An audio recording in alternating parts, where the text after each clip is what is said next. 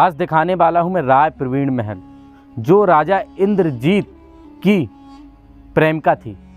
प्रेमिका यानी कि इनके दरबार में एक कवित्री थी और नृत्य भी वगैरह किया करती थी। तो उसे देखकर राजा इंद्रजीत प्रेम में मोहित हो उठे और उसी से इनकी दोस्ती यानी कि एक प्रेमिका बन गई। खास तौर पर उन्हीं का एक महल बनवाया था राजा इंद्रजीत ने 1572 अपनी प्रेमिका के लिए। तो चलते हैं उस महल को दिखाने वाला हूँ वो किस प्रकार से उनकी चित्रकारी आज भी बनी है। राय प्रवीण बताया जाता है कि रूपवती मस्तानी से भी सुंदर थी। उसकी बहुत लंबी कहानी और मुग़ल काल से भी जुड़ी हुई है, वो भी मैं आपको बताने वाला हूँ। सबसे पहले मैं आपको महल दिखा रहा हूँ, किस तरह उसका महल बनवाया, जिसे एक रहस्यमय महल भी कहा जा सकता है।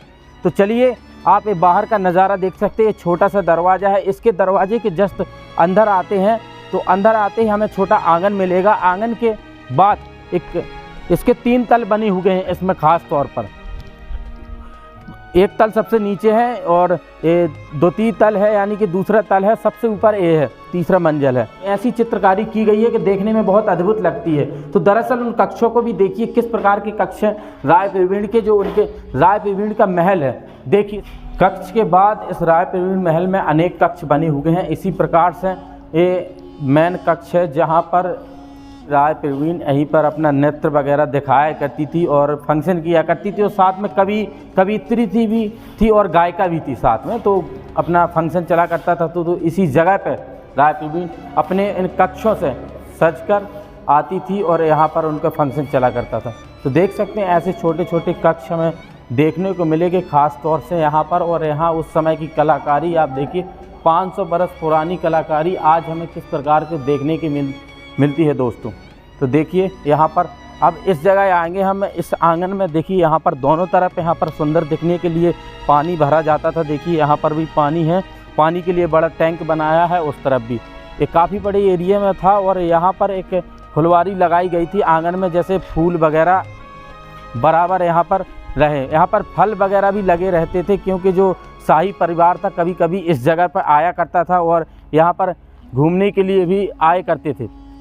तो देख सकते हैं इन फुलवारियों की बड़ी देख रेख की जाती थी। इसके लिए बड़े नौकर लगे रहते थे, नौकर चाकर, और फूल तो होते ही होते थे। यहाँ पर महक ही फूलों की महक रहती थी और फल फ्रूट भी यहाँ पर होते थे।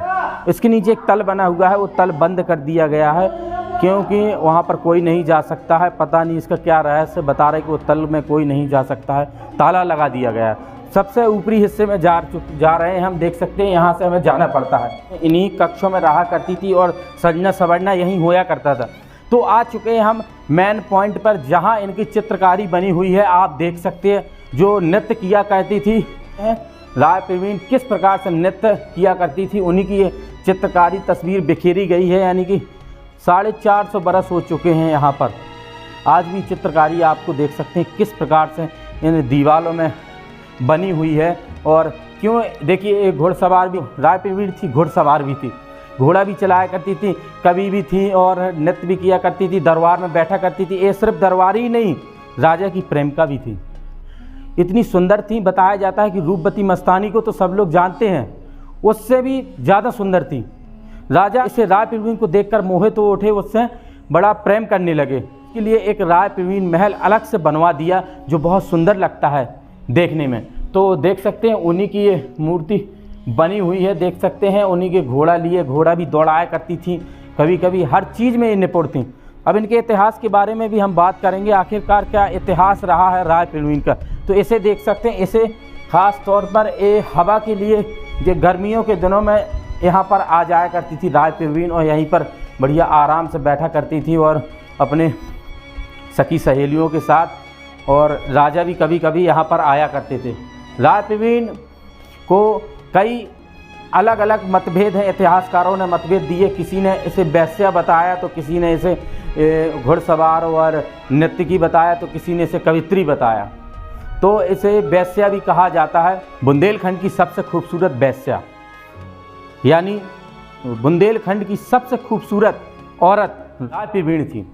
इसके राय प्रवीण के चर्चे पूरे भारतवर्ष में होया करते थे। उस समय अकबर का शासन था, जो बादशाह थे मुग़ल बादशाह अकबर को ये पता चला कि सबसे खूबसूरत लेडीज़ ओरछा में है और राय प्रवीण नाम है, जो राजा इंद्रजीत के दरबार में बैठती है। तो वहाँ पर क्या किया, अकबर ने खत लिखकर भेजा, यहाँ पर आया कि आप राय प्रवीण को हमारे यहाँ भेज दीजिए, और हमने इसके बहुत चर्चे सुने।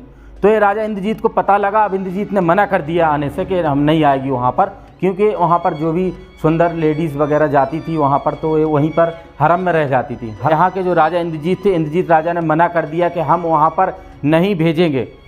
तो क्या हुआ, अकबर के यहाँ से एक खत आता है कि आप अगर नहीं भेजेंगे तो आपको 1 करोड़ का दंड लगेगा, दंड लगेगा।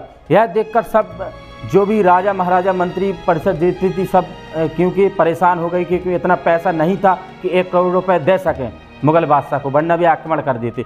तो बेबस होकर राय प्रवीण को अकबर के यहाँ जाना पड़ा। अकबर के यहाँ जाते ही वहाँ पर गए तो अकबर उसे देखकर बहुत उत्सुक हुए कि देखिए कितनी खूबसूरत लेडीज़ है। उस समय ऐसी महिला कहीं नहीं थी पूरे भारतवर्ष में।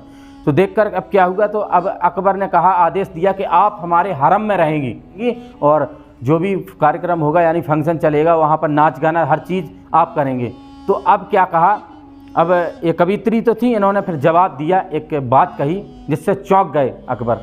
कहा कि राजा जूठा खाना तो कुत्ते कौवे खाते हैं, और ये तो पहले से जूठा खाना है, आप क्यों खा गए। एक उदाहरण दिया, क्योंकि मान के चलो उसे अकबर को समझ में आ जाए कि पहले से ही संबंध राय प्रवीण के राजा इंद्रजीत के साथ थे, पहले से ही संबंध बना रखे थे। क्यों, अब अकबर समझदार थे, थोड़ी न्यायप्रिय थे, तो उन्होंने कहा वे समझ गए, बोले चलो कोई बात नहीं। तो राजा ने फिर उन्हें जाने का आदेश दिया और फिर यहाँ पर आ गई राय प्रवीण, और फिर ऐसी महल में रहने लगी। और उनकी फिर कलाकारी आप देख सकते हैं, इतनी सुंदर थी राय